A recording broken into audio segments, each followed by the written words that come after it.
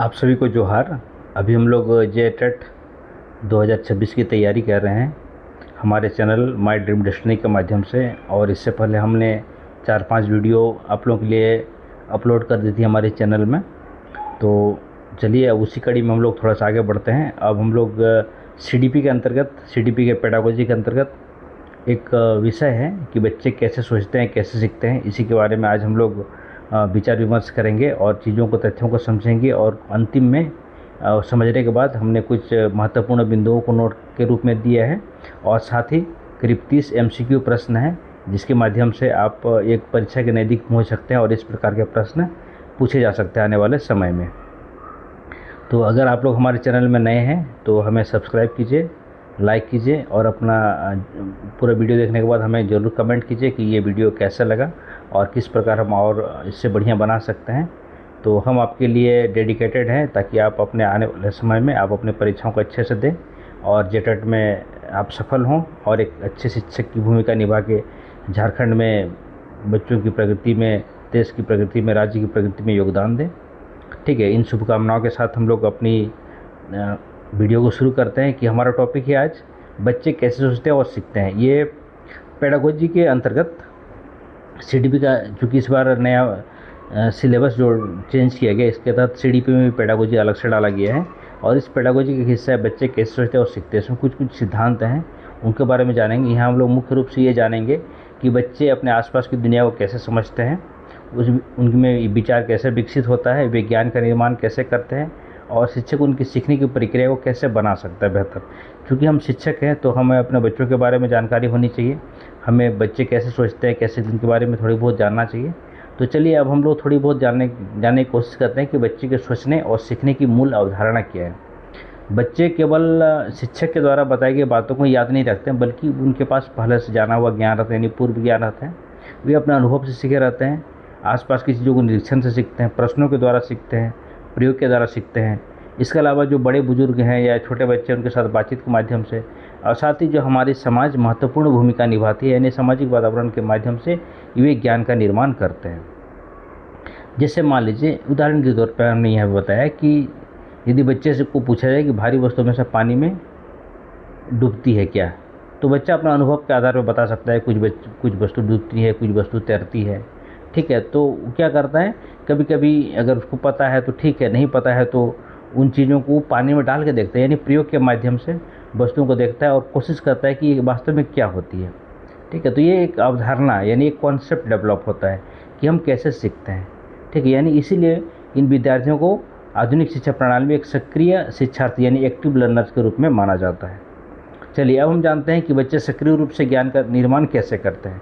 बच्चे एक खाली बर्तन की तरह होते हैं जिसमें शिक्षक क्या करते हैं, ज्ञान भरता है, नई नई जानकारियाँ, नई नई उपलब्धियों को वे देते हैं और उनके माध्यम से वे सीखते हैं और पुराने अनुभव और जानकारियों को के द्वारा अपने नए ज्ञान का निर्माण करते हैं। ठीक है, ये सक्रिय निर्माणकर्ता के रूप में रहते हैं।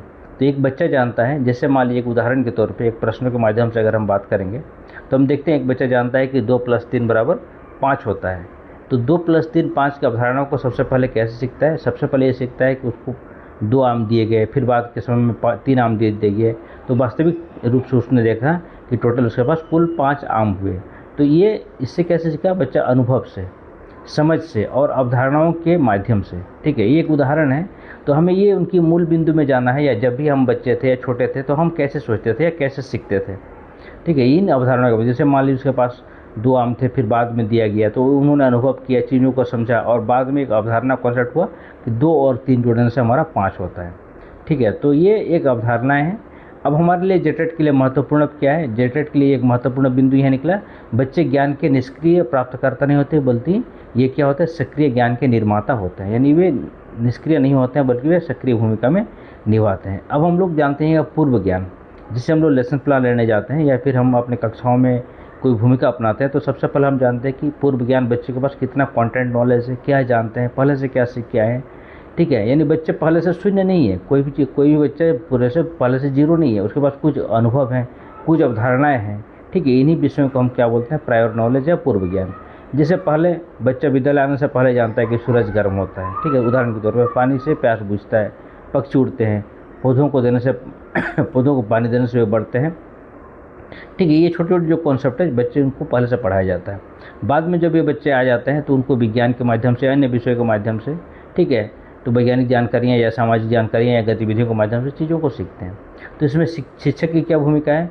शिक्षक को नए पाठ की शुरुआत बच्चों को पूर्व ज्ञान से करनी चाहिए, यानी वे जो भी नया पाठ है, ठीक है, अब सबसे पहले हम लोग कॉन्सेप्ट में बच्चे क्या जानते हैं, कितना हद तक जानते हैं, ठीक है, उनसे पूर्व ज्ञान की जानकारी लेके ही हम आगे बढ़ते हैं। उसके बाद बच्चे की वैकल्पिक अवधारणाएँ। बच्चे की वैकल्पिक अवधारणाएँ क्या है कि बच्चों के पास कोई ऐसी अवधारणाएँ होती है जो वैज्ञानिक दृष्टि से सही नहीं होती है, लेकिन वो अनुभव के आधार पर उन्हें सही लगती है, ठीक है। तो इन्हीं को हम बोलते हैं वैकल्पिक अवधारणा या अल्टरनेटिव कॉन्सेप्शन, ठीक है। यानी ये सही नहीं है, कॉन्सेप्ट सही नहीं है, लेकिन उनको लगता है कि ये ऐसा हो सकता है। बाद के वर्षों में जब ये बड़े हो जाते हैं चीज़ों को समझना शुरू करते हैं। जैसे उदाहरण के तौर बच्चा सोच सकता है भारी वस्तुएं डूबती है, हल्की वस्तुएं तैरती है, ठीक है, लेकिन ये हमेशा नहीं होता है। जैसे हम लोग जानते हैं कि भारी वस्तुएं डूबती है, हल्की वस्तुएं तैरती है, ऐसा नहीं है, ठीक है। लेकिन मान के चलिए एक लोहे का बड़ा भारी जहाज़ है, इसके बावजूद वो पानी पे तैरता क्यों है? तो यहाँ पे अलग प्रिंसिपल से, अलग नियम है, अलग सिद्धांत है, ठीक है। तो ये कॉन्सेप्ट हमेशा सही नहीं होता है। तो ये है वैकल्पिक अवधारणाएँ। तो शिक्षक को क्या करना चाहिए? इसके लिए शिक्षक को गलत उत्तर देने पर बच्चों को तुरंत डांटना नहीं चाहिए, बल्कि उनको क्या करना चाहिए, उनकी सोच को समझना चाहिए, वे कैसे सोच रहे हैं, ठीक है। उनसे प्रश्नों को पूछना चाहिए कि प्रश्नों को उत्तर कैसे देते हैं, उनसे प्रयोग करवाना चाहिए और उनके स्वयं द्वारा निर्मित विचारों को सीखने का अवसर देना चाहिए, ठीक है। उनको एक मौका दिया जाए कि बच्चों को कैसे सीखें। बच्चों की सोच में व्यक्तिगत भिन्नता, क्योंकि हर बच्चा अलग होता है। हम लोग जानते हैं, इससे पहले वाले वीडियो में हमने व्यक्तिगत भिन्नताओं के बारे में भी जाना है।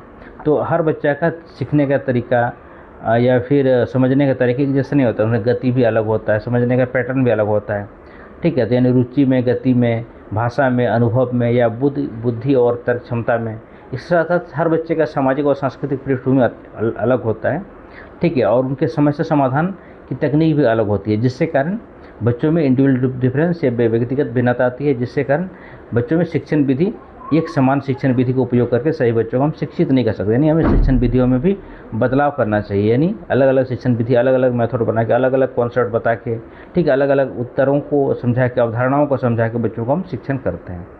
तो क्या होना चाहिए? जेटेड के दृष्टिकोण में हम जानते हैं कि बच्चों को जो भी हम लोग विविधता को स्वीकार करते हुए हमें किस प्रकार शिक्षा प्रणाली अपनानी चाहिए? लचीली और बाल केंद्रित शिक्षा प्रणाली, यानी जो फ्लेक्सिबिलिटी होना चाहिए और चाइल्ड सेंटर्ड होना चाहिए। यानी केंद्र बिंदु में कौन होना चाहिए? बच्चा होना चाहिए या बालक होना चाहिए। बच्चे कैसे सीखते हैं? बच्चे प्रश्नों के माध्यम से सीखते हैं। तो सीखने का आधार क्या है? जिज्ञासा है। जिज्ञासा का मतलब छोटे बच्चे जब उनको थोड़ा समझ में आती है तो बार बार प्रश्नों को पूछते हैं। सबसे पहले हम गार्जियंस को पूछते हैं, ठीक है, फिर बाद में वो बच्चे जब स्कूल में आते हैं तो शिक्षकों को पूछते हैं। तो वह क्यों, क्या, ठीक है, ये कुछ प्रश्न हैं, ठीक है, जैसे क्यों, कैसे, कब, कहाँ, ऐसा क्यों होता है। तो कभी भी आप एक गार्जियन होने के नाते या फिर एक शिक्षक होने के नाते बच्चों के प्रश्नों को उत्तर जरूर दीजिए, जिससे क्या होगा कि बच्चे उन प्रश्नों को वे सीखेंगे, उनके प्रश्नों के उत्तर के माध्यम से सीखेंगे। तो शिक्षक को क्या करना चाहिए? खासकर हम लोग यहाँ शिक्षक की भूमिका के बारे में बात करेंगे।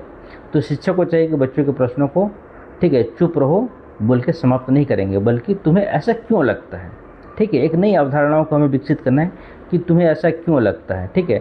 उनमें क्यूरियोसिटी को बढ़ाइए। मान लीजिए एक बच्चा पूछता है, एक छोटा बच्चा है, आपके विद्यालय में आ जाता है प्राथमिक कक्षाओं में, ठीक है, वो पूछता है कि सर या मैडम कि ये जो सूरज है जब हम आते हैं घर में तो हमारे सामने से रहता है, इधर भी सामने रहता है, या जब हम चलते हैं तो भी साथ में चलना शुरू करता है।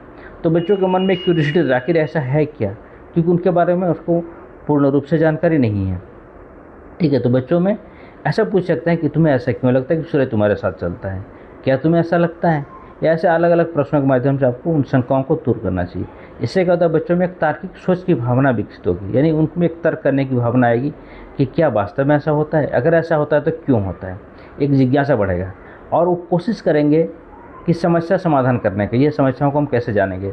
उसके अलावा उनमें आलोचनात्मक चिंतन की भूमिका आएगी, यानी वे आलोचना के माध्यम से चीज़ों को सीखेंगे, ठीक है। इन चीज़ों की भूमिका विकसित होती है।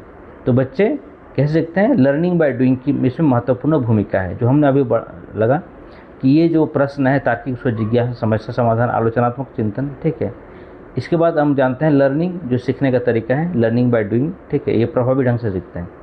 जैसे मान लीजिए हम बात कर लेते हैं, यदि बच्चों को बताया जाए कि पौधों को पानी की आवश्यकता होती है तो याद कर सकता है, लेकिन जब बच्चों को, ठीक है, 2 पौधों में से एक को पानी दिया जाए और दूसरा को पानी नहीं दिया जाए तो ये क्या लगता है कि पानी एक अनिवार्य हिस्सा है पौधे का।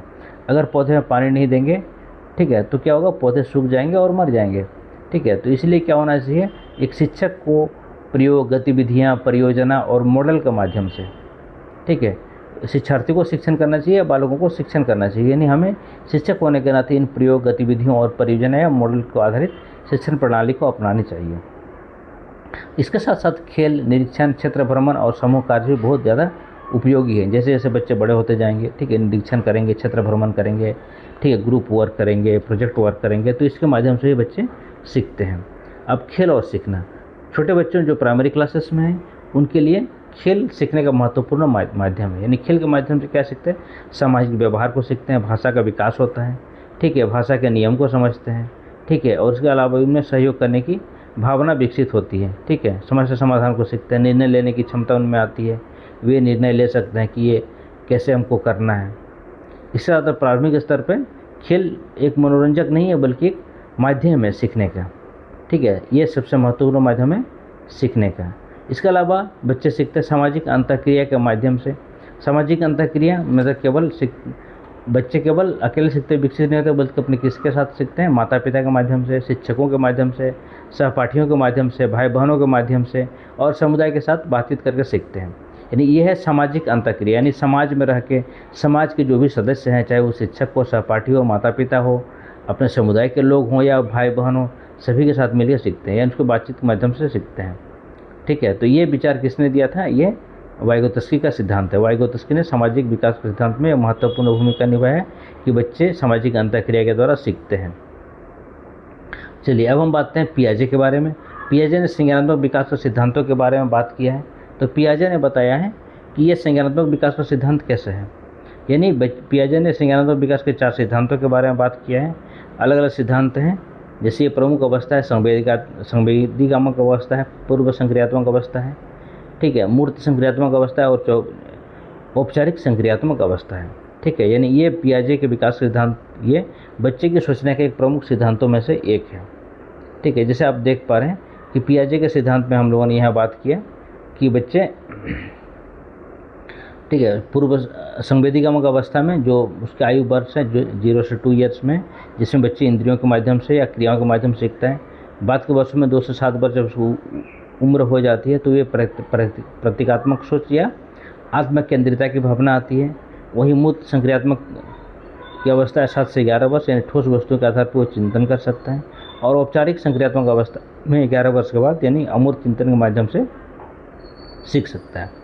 तो इसमें क्या होता है, जैसे पूर्व संक्रियात्मक अवस्था के बारे में हम लोग बात कर रहे थे। ठीक है, पूर्व संक्रियात्मक अवस्था में बच्चे आत्म केंद्रिता या प्रतीकात्मक चिंतन देख पाते हैं, क्योंकि इसलिए हम लोग बात करें 0 से 2 ईयर्स यानी संवेदीगामक अवस्था का हमको समझने की आवश्यकता नहीं है, क्योंकि इस वर्ष में हमारे पास बच्चे नहीं आते हैं, क्योंकि हमारा प्री प्राइमरी अभी डाल दिया गया। तो 2 वर्ष से 11 वर्ष की अवस्था हमारे लिए बहुत ज़्यादा महत्वपूर्ण हो जाती है। इसलिए हम लोग पूर्व संक्रियात्मक अवस्था से शुरू कर रहे हैं। पूर्व संक्रियात्मक अवस्था में बच्चे आत्म केंद्रिता की भावना रहता है, प्रतीकात्मक चिंतन के रूप में दिखाई देता है। मूर्त संक्रियात्मक अवस्था में बच्चा ठोस वस्तुओं और वास्तविक उदाहरणों के माध्यम से या तार्किक सोच के आधार पर, ठीक है, अपना सोच को विकसित करते हैं। औपचारिक संक्रियात्मक अवस्था में बच्चा अमूर्त चिंतन और काल्पनिक परिस्थिति के आधार पर विचार कर सकता है। ठीक है, तो अब सीखने का ये तो हम लोग तरीका जाने। अब हम लोग जान रहे हैं कि ये पियाजे के प्रिंसिपल्स हैं और जिन पियाजे के द्वारा अब उनका और कुछ कहना है कि उनका मानना है कि जो बच्चों में नई जानकारी आती है तो उसको अपना मानसिक ढांचे से भी उन्होंने जोड़ा। जैसे एक कॉन्सेप्ट आया स्कीमा। ठीक है, स्कीमा, जैसे ये स्कीमा आप स्कीम से समझ सकते हैं, जिस प्रकार स्कीम मतलब होता है एक परियोजना, एक मॉडल्स। ठीक है, यानी बच्चे के मस्तिष्क में किसी वस्तु या घटना से संबंधित जो भी संरचनाएं बनती है उसको हम बोलते हैं स्कीमा। ठीक है, अब आता है समावेशन या एसिमिलेशन, यानी पहले नई जानकारी को पहले में मौजूद स्कीमा में शामिल करना। जिससे थोड़ा देर पहले मैंने बताया था कि सूरज, बच्चों को लगता है सूरज उसके साथ चलता है, तो उसके पास साथ पहले था, अब धीरे धीरे लायक नहीं, ऐसा नहीं है, सूरज अपने जगह है, पृथ्वी घूमती है। तो एक नई जानकारी मिला। नई जानकारी को पहले वाले जो बच्चों के में कॉन्सेप्ट था उस साथ उन्होंने रिप्लेस किया और चीज़ों को एक नया चीज़ समझने की कोशिश किया। समायोजन, समायोजन मतलब जब नई जानकारी पुराने स्कीमा से मिल नहीं खाती है तो अपने स्कीमा में परिवर्तन करते हैं। यानी पहले बच्चों का जो सोच था, जो अवधारणा उनके दिमाग में आई थी, ठीक है, उसमें जब हम थोड़ा सा चेंजेस करते हैं, बदलाव करते हैं, ठीक है, इसी घटना को एकोमोडेशन या समायोजन के माध्यम से। जैसे हमने बात किया कि पहले बच्चे सोचते थे कि सूरज हमारे साथ चलता है, बाद में बच्चों को पता चला नहीं पृथ्वी घूमती है, बाद के वर्षों में चलता है नहीं कि पृथ्वी तो घूमती है। तो अलग अलग समय में अलग अलग होता है, कभी दिन बड़ा होता है, कभी ठीक है, कभी रात बड़ा होता है। तो एक नई नई जानकारियाँ उसके दिमाग में आती गई, ठीक है। तो ये एक कॉन्सेप्ट है। बच्चे पहले जो पुरानी जानकारियाँ थे उसी में ही उन्होंने नई जानकारियों को समायोजन करना शुरुआत किया। और एक स्थिति है जिसको हम लोग बोलते हैं संतुलन, यानी बच्चा अपने पुराने और नए ज्ञान के बीच संतुलन की जो जानकारी को प्राप्त करता है, इसी को हम लोग बोलते हैं संतुलन या इक्विलिब्रेशन, ठीक है। अब हम बात करते हैं वाइगोत्स्की के सीखना, ठीक है। वाइगोत्स्की के जो सिद्धांत हैं, ठीक है, उन्होंने सामाजिक वातावरण और भाषा को सबसे महत्वपूर्ण माना बच्चों के सीखने के माध्यम से। उनके कुछ प्रमुख सिद्धांत हैं जिनके बारे में बात करेंगे, जिसमें से आता है ZPD या निकटस्थ विकास का सिद्धांत, जिसको जोन ऑफ प्रॉक्सिमल डेवलपमेंट के नाम से जानते हैं। यानी ये वो क्षेत्र था जिससे बच्चा किसी कार्य को अकेले नहीं कर सकता, लेकिन किसी सक्षम व्यक्ति की सहायता से कर सकता है। उसको मदद की ज़रूरत पड़ती, यानी ऐसा कोई व्यक्ति जो उसको मदद कर सकता है, ठीक है, जिससे कारण वो अपना लेवल को बढ़ा सकता है, वही है निकटस्थ विकास सिद्धांत या ZPD। तो इसमें क्या होता है कि शिक्षक या उसके माता पिता उसको एक बच्चे को अस्थायी सहायता देते हैं, ठीक है। और जैसे जैसे वो बच्चा सीख जाता है या वहाँ समझ जाता है तो उसको उसकी सहायता को कम कर दी जाती है, और इसी स्थिति को बोलते हैं सहारा देना या स्क्रैप फोल्डिंग। अब हम बात करते हैं शिक्षक बच्चों की सोच को कैसे विकसित कर सकता है। एक अच्छा शिक्षक उत्तर ही नहीं बताता है, बल्कि बच्चों को सोचने का अवसर देता है। तो बच्चों को ऐसे कैसे प्रश्न पूछना चाहिए, क्या तुम्हें उत्तर याद है, ऐसा नहीं पूछना चाहिए। बोलना चाहिए तुम ऐसा क्यों सोचते हो। यानी हम चीज़ों को अभी शिक्षण प्रणाली में भी बदलाव करना चाहिए, और इसके साथ साथ हमें ये बदलाव करना चाहिए कि बच्चों में एक नया क्यूरियोसिटी हो, नया तार्किक चिंतन का विकसित हो। यही नई शिक्षा नीति 2020 में इन्हीं चीज़ों का समावेश किया गया है। जैसे ये बताया गया तुम ऐसा क्यों सोचते हो, यदि ऐसा ना हो तो क्या होगा, क्या ऐसा कोई दूसरा तरीका हो सकता है, तुम अपने उत्तर को कैसे सिद्ध करो। यानी बच्चों में एक आलोचनात्मक चिंतन या क्रिटिकल थिंकिंग का लेवल विकसित होगा, ठीक है। तो एक शिक्षक होने के नाते हम सब का कर्तव्य होता है बच्चों को जो प्रश्न है उनके उत्तर अगर हम नहीं आते हैं तो उनको सोचने का मौका दीजिए। बच्चे के पास अपना उत्तर खुद बना सकते हैं, ठीक है। तो इन्हीं प्रकार जैसे तुम ऐसा क्यों सोचते हो, ऐसा ना हो तो क्या होगा, इन्हीं प्रश्नों का भी उनको उन्हीं से खुद पूछना चाहिए। चलिए, इससे क्या होता है कि बच्चों में जो हायर ऑर्डर थिंकिंग स्किल, ठीक है, हॉट्स लेवल का विकास होता है। जिसे हमने ब्लूम टैक्सोनॉमी में हमने देखा था कि लॉट्स और हॉट्स अगर बच्चों में या कोई भी बालकों में या कोई भी इंसान में अगर मान लेते हैं कि उच्च स्तरीय चिंतन कौशल विकसित होती है तो बड़ा से बड़ा एग्जाम, ठीक है, UPSC या JPSC जैसे बड़े बड़े एग्जामों को आसानी से निकाल सकते हैं। तो हमें चाहिए शिक्षक होने के नाते कि बच्चों को उच्च स्तरीय चिंतन कौशल को हम विकसित करें। अब आता है रट कर सीखना बनाम समझकर सीखना, ठीक है। बच्चा जानकारी के बिना समझे याद करता है, जैसे भारत की राजधानी दिल्ली है, लेकिन समझता क्या है कि उदाहरण के तौर पे कि भारत की राजधानी जो दिल्ली है, ठीक है, ऐसा क्यों है, ये राजनीतिक गतिविधियों का केंद्र भी क्यों है और प्रशासनिक गतिविधियों का केंद्र है। यानी उसमें कैसे सीखता है बच्चा, समझ आधारित, गतिविधि आधारित और अनुभव आधारित अधिगम को सीखता है। तो बच्चों को गलतियों सीखने का अवसर है, यानी बच्चे अगर गलती करते हैं तो उनको सीखने का अवसर देना चाहिए, उनको डांटना नहीं है, ठीक है। तो बच्चे कैसे सीख रहा है, बच्चा क्या लिखता है, अगर मान लीजिए बच्चा गलत भी लिखता है, ठीक है, तो उसमें क्या, जैसे मान लीजिए एक प्रश्न है 25 + 17 = 312, तो शिक्षक को केवल गलत नहीं बोलना है बल्कि ये बोलना है कि ये बच्चे की सोच की प्रक्रिया को समझ सकता है, यानी उसका बच्चा क्या हुआ, बच्चा उस स्थान का मूल्य को नहीं समझ पाया, ठीक है। तो ये है उद्देश्य है हमारा कि कैसे हम इनका मूल्यांकन करें बच्चों का। तो मूल्यांकन का क्या उद्देश्य होना चाहिए, मूल्यांकन में केवल ये पता लगाना नहीं होता है कि बच्चे ने कितना याद किया और क्या याद किया, बल्कि ये हमें पता लगाना चाहिए कि बच्चा क्या समझता है, ठीक है। जैसे हमारा टॉपिक ही है बच्चे कैसे समझते हैं और कैसे सीखते हैं, क्योंकि इसी में हम लोग आज बात कर रहे हैं। ये बहुत ही महत्वपूर्ण अध्याय है JTET के लिए। तो कम से कम पूरा वीडियो को देखिए, इसमें स्किप आप मत कीजिए, ठीक है। अच्छे से चीज़ों को सुनिए, समझिए। जैसे मूल्यांकन से क्या पता लगाता है, बच्चा क्या समझता है, कठिनाई कहाँ हो रही है, उसकी धारणा गलत क्या है, वह किस प्रकार के चीज़ों को समझने की कोशिश करता है, उसने कितना याद किया। ठीक है, उसे किस प्रकार की सहायता की आवश्यकता होती है। तो ये चीज़ें एक शिक्षक होने के नाते हम सबको जानकारी होना चाहिए। कठिनाई का स्तर, अवधारणा, ठीक है, और कैसे हल करता है, साथ ही उसको हम लोग कैसे मदद कर सकते हैं, ये सबसे महत्वपूर्ण है। ठीक है, तो ये जैसे एफ जब हम करते हैं तो ये एफ के लिए या बाल अधिगम के लिए, ठीक है, ये बहुत ज़्यादा उपयोगी तथ्य है। इन चीज़ों को शिक्षक को एक हमेशा मदद करना चाहिए। बाल केंद्रित शिक्षा क्या है? बाल केंद्रित शिक्षा में, इसमें शिक्षा के केंद्र में शिक्षक नहीं होता बल्कि बच्चा होता है और उसके सीखने की प्रक्रिया में उसको मदद करता है। यानी बच्चे क्या होता है, सक्रिय होते हैं और शिक्षक मार्गदर्शक की भूमिका निभाते हैं। बच्चों के अनुभव को महत्व मिलता है, ठीक है, साथ ही प्रश्न पूछने की स्वतंत्रता होती है और गतिविधि के माध्यम से सीखने का वे उनको अवसर मिलता है। ठीक है, इसके अलावा व्यक्तिगत भिन्नताओं को भी इसके अवसर पर सम्मान दिया जाता है। ठीक है, इंडिविजुअल डिफरेंस में ये है कि हमारा बाल केंद्रित शिक्षा का प्रमुख उद्देश्य है। शिक्षक की भूमिका क्या होती है? आधुनिक शिक्षण प्रणाली में शिक्षक की भूमिका ज्ञान देने वाले व्यक्ति की नहीं होती है बल्कि एक सुविधादाता, मार्गदर्शक, सहायक और प्रेरक की भूमिका में होती है। यानी शिक्षक बच्चों को ऐसा वातावरण देना सके जिससे बच्चे सीख पाए, प्रश्न पूछें, प्रयोग करें, गलती सुधारें और निष्कर्ष को निकालें।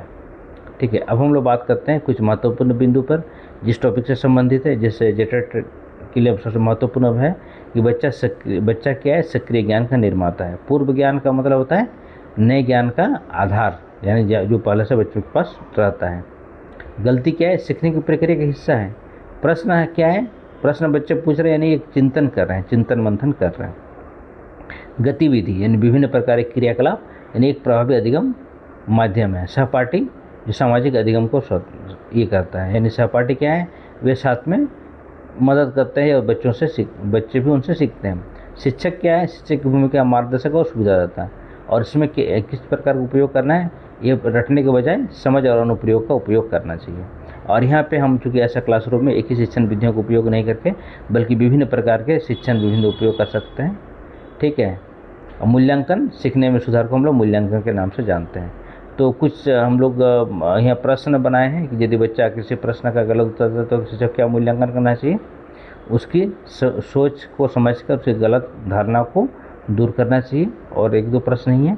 बच्चे से प्रभावी कब सीखते हैं? बच्चे सक्रिय रूप से भाग लेने में, अनुभव करने और प्रयोग के आधार पर उनको सीखने का अवसर मिलता है।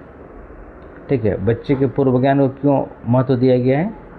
क्योंकि नया ज्ञान अक्सर अनुभव और ज्ञान से जुड़कर विकसित होता है, इसलिए पूर्व ज्ञान जरूरी है। पूर्व ज्ञान एक हिस्सा है। और शिक्षक की भूमिका क्या है? शिक्षक की भूमिका एक सुविधादाता, मार्गदर्शक और प्रेरक की भूमिका में शिक्षक निभाता है। बच्चे की गलतियों को क्या दर्शाता है? बच्चे की गलती दर्शाता है कि वे सीखने की प्रक्रिया का हिस्सा है, लेकिन कहीं नहीं कि उनमें सीखने की प्रक्रिया उनको व्यवधान पड़ रही है या सही ढंग से सीख नहीं पा रहे, इसलिए वे गलतियाँ करते हैं। इसलिए एक शिक्षक होने के नाते हमें बच्चों को सही ढंग से सिखाने की प्रक्रिया बताना चाहिए, सीखने की प्रक्रिया। यानी यहाँ पे हमने क्या निष्कर्ष निकाला? बच्चे कैसे सीखते हैं? बच्चे केवल सुनकर और याद कर ही नहीं सीखते, बल्कि बच्चे अनुभव, पूर्व ज्ञान, सामाजिक अंतःक्रिया, भाषा, ठीक है, विभिन्न प्रकार गतिविधि, प्रश्न आधारित चिंतन, प्रयोग और चिंतन के माध्यम से ज्ञान का निर्माण करते हैं। ये सबसे महत्वपूर्ण अवधारणा है। ठीक है, यानी यही हमारा जो अभी आज का टॉपिक था, बच्चे कैसे सोचते हैं और सीखते हैं, इसका केंद्रीय विचार था। अब हम लोग बात करते हैं कि बच्चे कैसे सोचते हैं और सीखते हैं, इससे कुछ महत्वपूर्ण प्रश्नों को दिया गया है। ठीक है, चलिए हम प्रश्नों में आते हैं कि बच्चे के सीखने के संबंध में आधुनिक दृष्टिकोण में कौन सा कथन सही है। ठीक है, जैसे आप देख पा रहे हैं।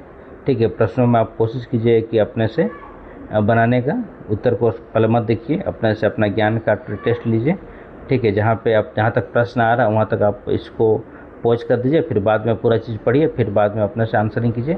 इससे भी एक आपका समझ विकसित होगा, क्योंकि शिक्षक का जानकारी ज़्यादा होना चाहिए जिससे वो बच्चों को ज़्यादा से ज़्यादा मदद कर सकें। ठीक है, तो इसका उत्तर क्या है? बच्चे सक्रिय ज्ञान का निर्माण करते हैं। चलिए अगला प्रश्न है, बच्चे के पूर्व ज्ञान का क्या महत्व है? ठीक है, क्योंकि अभी तब तक बना लिए, कुछ सेकंड आपका समय है। ठीक है, तो ये नए ज्ञान के जुड़ने का आधार है। ठीक है, यानी पूर्व ज्ञान का मतलब जो नया ज्ञान जानना चाहता है उसका आधार है। चलिए अगला प्रश्न है हमारा, यदि बच्चा किसी प्रश्न का गलत उत्तर देता है तो शिक्षक को सबसे पहले क्या करना चाहिए? ठीक है, बहुत आसान है, उसकी सोच और तर्क को समझना चाहिए। बच्चे की गलतियाँ किसका संकेत हो सकती है?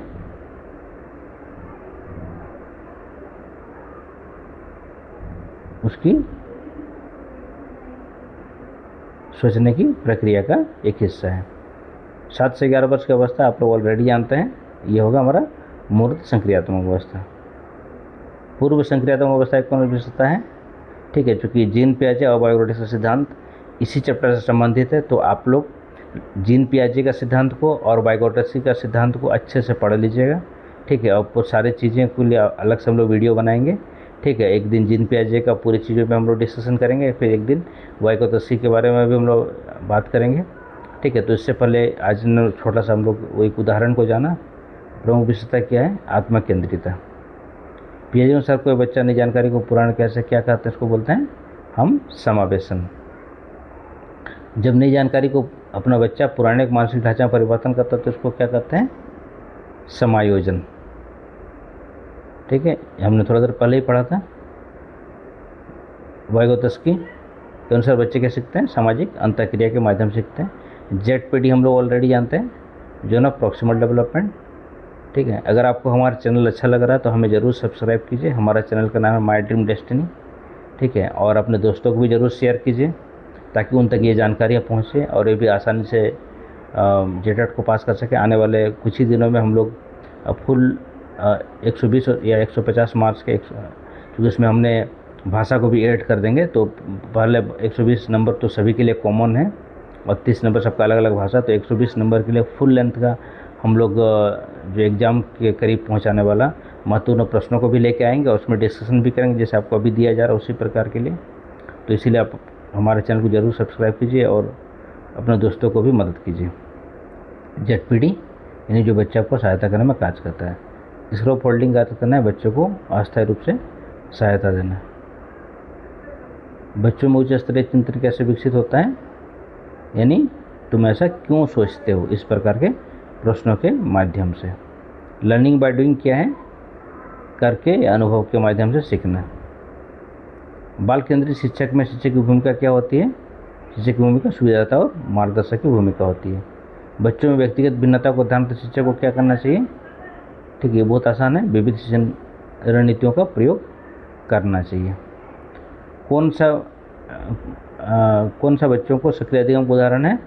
बच्चे का प्रयोग का निष्कर्ष निकालना, ये सक्रिय अधिगम है। बच्चों के प्रति शिक्षक का उचित व्यवहार क्या होना चाहिए? ठीक है, प्रश्नों को सीखने का अवसर मानना चाहिए। भारी वस्तु हमेशा पानी में डूबती है, ऐसी अवधारणा को क्या कहा जाता है? इसको बोलते हैं वैकल्पिक अवधारणा। बच्चे की वैकल्पिक अवधारणा को दूर करने के लिए सबसे प्रभावी तरीका क्या हो सकता है? सबसे प्रभावी तरीका है प्रयोग और अनुभव के द्वारा अवसर देना। हमारा अभी JTET के लिए स्पेशल बैच चल रहा है साना इंस्टीट्यूट में, ऑनलाइन और ऑफलाइन क्लासेस है, और हमारा ऐप भी है साना इंस्टीट्यूट ऐप, प्ले स्टोर से डाउनलोड कर सकते हो। उसमें ऑनलाइन ऑफलाइन टेस्ट के साथ साथ आप स्टडी मटेरियल भी ले सकते हैं, या अगर आसपास के क्षेत्रों से हैं, चकुलिया, किड़कोचा, भाड़ागोड़ा, धलूमड़िया, घाटशिला के क्षेत्र हैं, तो हमारे एक स्पेशल ऑफलाइन बैच जो क्लासरूम प्रोग्राम भी चल रही है, आप उसमें आके कॉन्टैक्ट कर सकते हैं। ये बहुत कम मूल्य में है, 4,999 में क्लासरूम प्रोग्राम भी चल रहा है और उस प्रोग्राम भी आप पार्टिसिपेट कर सकते हैं। ठीक है, और साथ साथ जो नियुक्ति परीक्षा के लिए भी हमारा साना इंस्टीट्यूट में बैच चल रहा है, आप उसमें भी शामिल हो सकते हैं। बच्चों के सामाजिक अधिगम को बढ़ावा देना कौन सा ये है? उपयुक्त है समूह कार्य। खेल के माध्यम से बच्चे क्या विकसित होता है? सामाजिक, संज्ञानात्मक और भावनात्मक क्षमता। बच्चे को सही उत्तर बताने के बजाय शिक्षक को क्या करना चाहिए? उसे सोचने और तर्क करने का अवसर देना चाहिए। फॉर्मेटिव असेसमेंट का प्रमुख उद्देश्य है सीखने की कठिनाइयों की पहचान करना और उसमें सुधार करना। यदि बच्चा गणित की समस्याओं को हल करने का अलग तरीका अपना तो क्या करना चाहिए? उसके तर्क को समझकर चर्चा करनी चाहिए। बच्चों को सीखने की भाषा का क्या महत्व है? भाषा विचारों को व्यक्त करता है और विकसित करने का एक महत्वपूर्ण माध्यम है। निम्न में से कौन सा कथन पियाजे का सबसे निकट है? बच्चा अपना अनुभव के माध्यम से सीखता है। एक शिक्षक बच्चों से प्रश्न पूछे, यदि महीने में एक दिन पानी मिले तो क्या होगा? इसकी क्षमता बढ़ाता है, ये तर्क एवं चिंतन क्षमता को बढ़ाता है। बच्चों की सोच के लिए क्या सबसे उपयोगी है? बच्चे के उत्तर, प्रश्न और उत्तर के साथ साथ गतिविधियों का निरीक्षण करना। तो सबसे क्या निष्कर्ष निकला इस टॉपिक से? यदि इसको हमने पढ़ा, बच्चे अपने अनुभव, पूर्व ज्ञान, सामाजिक अंतःक्रिया, सक्रिय भागीदारी के द्वारा ज्ञान का निर्माण करते हैं। बहुत आसान टॉपिक था, इसको जरूर पढ़िए। स्टडी मटेरियल अगर आपको चाहिए तो हमारे साना इंस्टीट्यूट से आप संपर्क कर सकते हैं। ठीक है, आप हमें कमेंट सेक्शन में बता सकते हैं आपको हमारा वीडियो कैसा लगा। साथ ही अगर आप अभी तक सब्सक्राइब नहीं किए तो ज़रूर सब्सक्राइब कीजिए। ठीक है, हम आपको जहाँ तक हो सके मदद करेंगे जेटेट को पास करने में। साथ ही नियुक्ति परीक्षा में पास करके आपको शिक्षक बनने के लिए हम मदद करेंगे। और हमारे चैनल पर बने रहने के लिए आपको बहुत बहुत धन्यवाद। आपका दिन शुभ।